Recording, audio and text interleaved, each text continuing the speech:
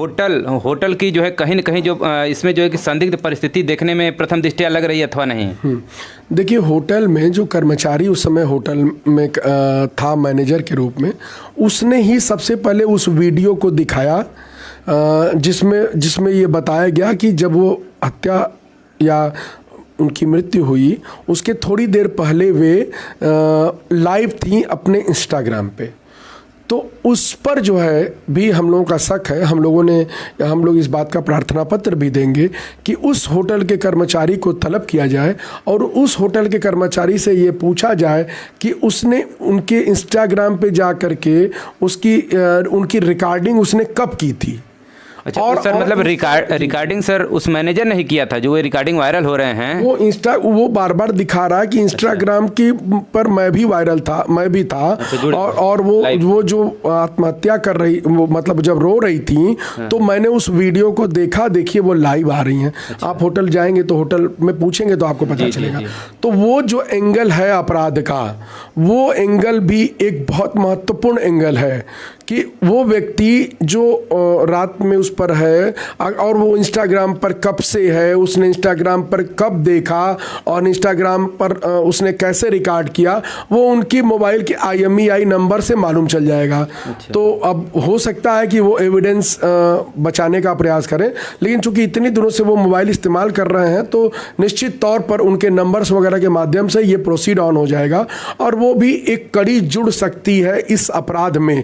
इसीलिए मैंने कहा कि व्यक्ति हमारा सब्जेक्ट नहीं है, वो कोई भी व्यक्ति हो सकता है। हमारा सब्जेक्ट ये है कि उसमें हत्या हुई है और उस हत्या के दृष्टिकोण में जितने भी लोग इन्वॉल्व हैं उनकी हम लोग इन्वेस्टिगेशन चाहते हैं। तो निश्चित तौर पर एक बड़ा खुलासा होगा, ऐसा हम लोगों को विश्वास है। जी सर, जैसा यहाँ पर सर बता रहे हैं कि न्याय जो है मुख्य विषय अपना है, तो सर जो है कि यहाँ पर सुनने में आ रहा है कि होटल भी रजिस्टर्ड नहीं है। वो मेरा विषय नहीं है, वो टूरिज्म डिपार्टमेंट का विषय है, वो होटल का विषय है, वो लोग जाने।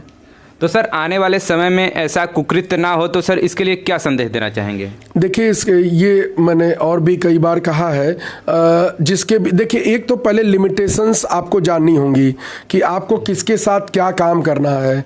ठीक है, अभी भोजपुरी इंडस्ट्री में हम लोग देख रहे हैं कि ऐसे गानों पर डिव्यू चल रहा है जिससे समाज में गलत संदेश जा रहा है। पूर्वी उत्तर प्रदेश और पश्चिमी बिहार के युवाओं में एक गलत संदेश जा रहा है। अच्छा, दूसरा ये है कि मान लीजिए आप के साथ कोई अपराध हो रहा है तो वो अपराध के कंटिन्यूएंस को स्वीकार मत करिए, आप ऑब्जेक्शन करिए अपने किसी भी वकील। मैं कहता हूँ कोई वकील न बड़ा होता है न छोटा होता है और न कोई पत्रकार छोटा होता है न बड़ा होता है।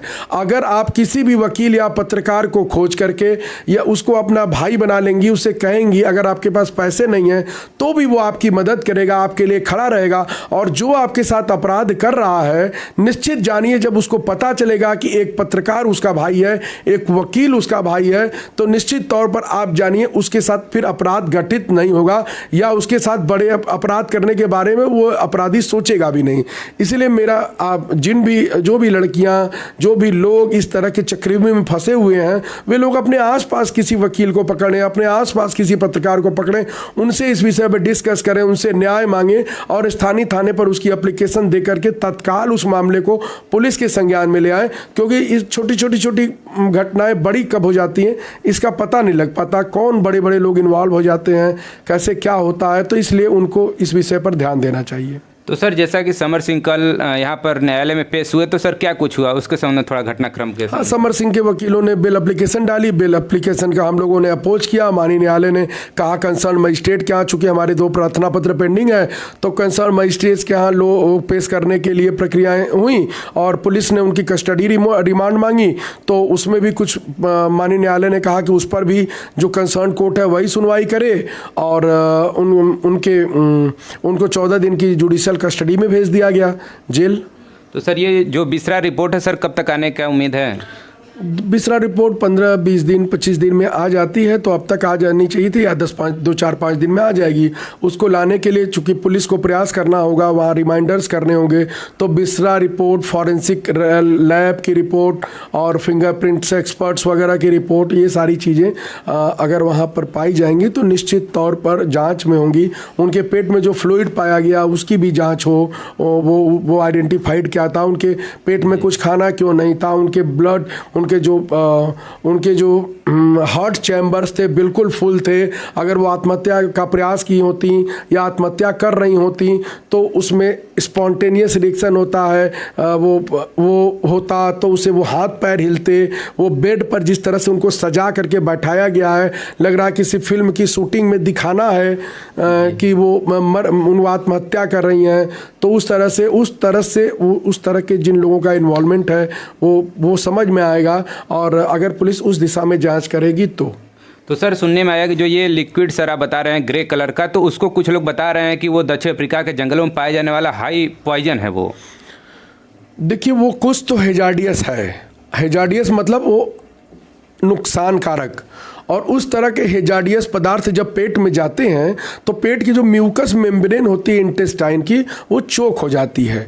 जब आप जैसे कोई जहर खा ले, कोई और बात हो जाए, तो वो उनकी म्यूकस मेम्ब्रेन बिल्कुल चोक्ड थी। तो निश्चित तौर पर वो जो ब्राउन कलर का हेजार्डियस पदार्थ है या लिक्विड है, वो उनको पिलाया गया है ज़बरदस्ती या बहका के दे दिया गया है। लेकिन वो पिला करके उनको इनर कॉन्शियस ख़त्म करके, उनको मार करके, उसके बाद उनको ऐसे करके दिखाया गया है कि वो फांसी लगा ली है। जो फांसी की नॉट है वो भी बिल्कुल सिंपल नॉट है, उससे गर्दन पे 5-7 किलो का वेट डेवलप नहीं हो सकता है। वो ऐसे करके लटका हुआ है, तो वो यहाँ पर प्रेशर हो रहा है और यहाँ प्रेशर हो रहा है, यहाँ पर पीछे की तरफ भी दाग के निशान है। लेकिन फांसी लगने के लिए यहाँ पर प्रेशर बनना चाहिए 7-8 किलो का, जो वहाँ पर मुझे नहीं लगता कि उससे बना होगा। और इन्हीं सब साक्ष्यों के आधार पर हम लोग और आकांक्षा की मां को यह लग रहा है कि इस मामले में हत्या के दृष्टिकोण से जांच होनी चाहिए, और इस मामले की सीबीआई जांच होनी चाहिए, क्योंकि पुलिस के द्वारा लगातार लीपापोती की जा रही थी, और नीचे के पुलिस कर्मचारियों को बचाने के लिए ऊपर के पुलिस कर्मचारियों द्वारा लीपापोती की गई है। तो निश्चित तौर पर यह सीबीआई जांच का विषय है, और इनके खिलाफ अगर सीबीआई जांच होती है इस मामले में तो कई बड़े चेहरे सामने आ सकते हैं। तो सर क्या आगामी भविष्य में अगर होटल भी अगर इसमें संलिप्तता पाई जाती है तो क्या सीज करने के लिए जो है कि आपकी तरफ से भी कोई कार्रवाई की जाएगी?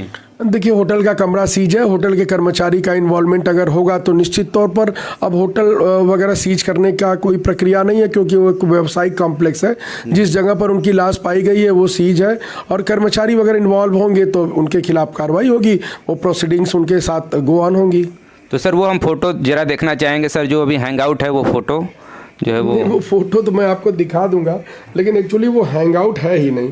हैंग मतलब अगर आप उसकी परिभाषा करते हैं हैंगिंग की जी, तो वो तो जैसे जो भी चीज़ें बनावटी में जो भी चीज़ें यहाँ पर हैं उसको सर थोड़ा सा हम दर्शकों को दिखाना चाहेंगे। आप देखेंगे तो आपको आश्चर्य होगा। आप लोगों ने एक वर्ड सुना होगा, हैंग टिल डेथ ना, सुना है ना? जी जी। हैंग टिल डेथ मतलब मृत्यु होने तक उसको लटका दो, या फांसी की सज़ा किसी को होती है तो उसको हैंग टिल डेथ कहते हैं। कि वो जो ऑर्डर होता है वो ये नहीं होता है कि उसको लटका दो, हाँ। ये नहीं होता कि उसको मार के लटका दो, उसमें ये होता है कि हैंग टिल डेथ मतलब उसको तब तक लटका दो जब तक कि वो मर न जाए, ठीक है। और वो हैंगिंग का मतलब होता है कि किसी चीज़ की तली को, किसी चीज़ के तल को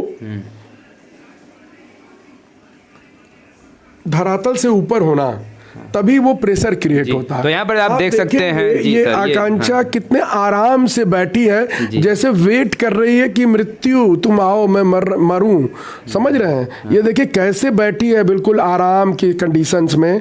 जबकि अगर वो आत्महत्या करती तो ये चादर जो है ना, ये बिल्कुल बिखर करके पूरा खराब हो जाता, इसके कपड़े बिल्कुल अस्त व्यस्त हो जाते, और ये जो नॉट है ये बिल्कुल वो अस्त व्यस्त होती। वो आगे खूब सुंदर तरीके से जैसे देखिए इसको फैलाया गया है, ऐसे वो नहीं स्कार्फ की तरह नहीं लगाती, टाई की तरह की मैं मरने वाली हूँ तो मरने के बाद मेरा फोटो अच्छा आना चाहिए।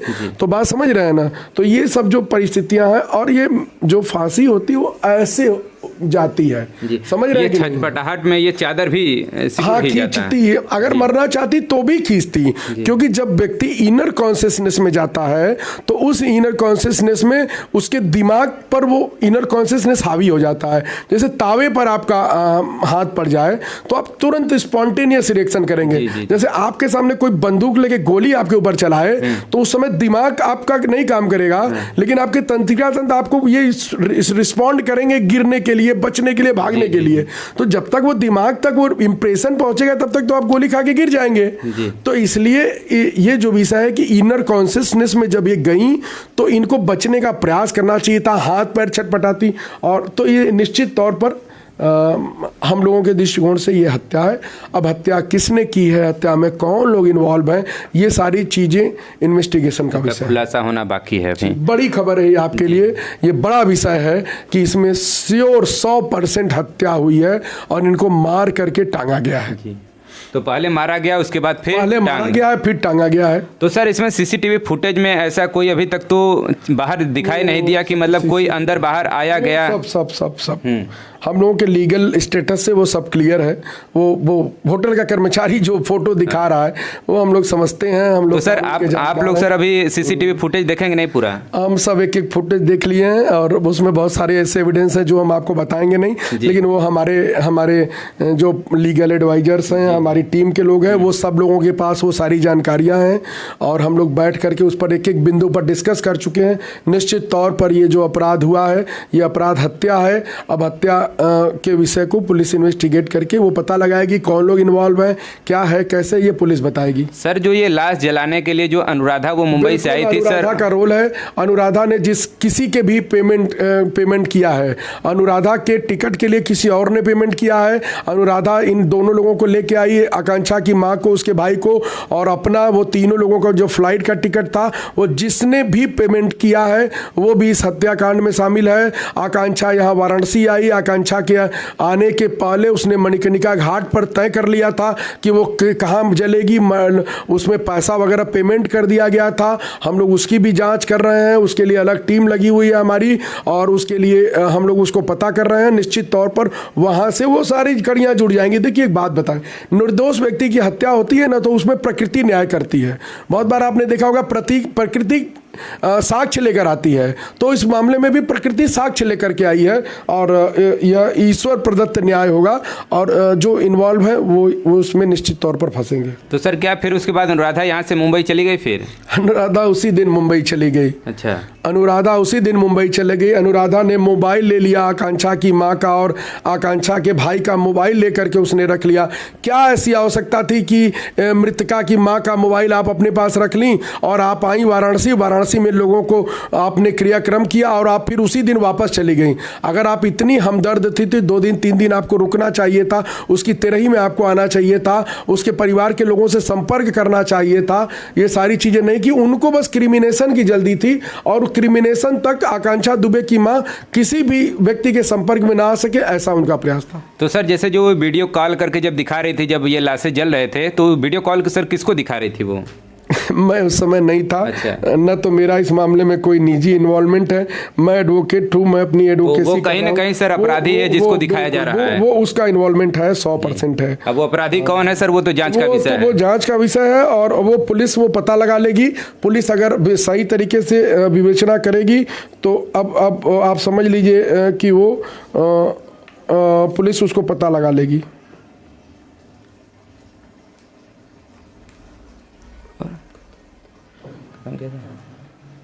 अच्छा, हो गया ना, तो सारी चीजें आ गई।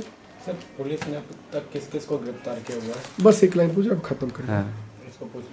ये मुझे निकलना भी है। ये आप क्या तो सर पुलिस अभी तक सर कितने जो है अपराधियों को अभी तक गिरफ्तार कर चुकी पुलिस तो है? देखिए अभी समर सिंह को गिरफ्तार की है, वो भी हम लोगों के बहुत प्रयास के बावजूद, और जिस दिशा में उनको विवेचना करना है अगर उस दिशा में करेंगे तो कुछ और लोगों को उठाएंगे। मुझे पता चला है कि किसी एक को उठाया भी गया है पुलिस ने। अब वो देखिए पुलिस क्या विवेचना करती है, पुलिस जाने। हम लोग को अभी ऐसी कोई सूचना नहीं है। तो आगे सर कब पेशी है सर समर सिंह की? समर सिंह की 14 दिन की रिमांड बनी है, तो 14 दिन बाद उनकी पेशी होगी। जो एप्लीकेशन हम लोगों ने कोर्ट में दिया है उस पर सोमवार को 10 तारीख को सुनवाई है। चलिए बहुत बहुत धन्यवाद। यहाँ पर सर ने देखिए कितनी महत्वपूर्ण जानकारी दी इस केस को लेकर के।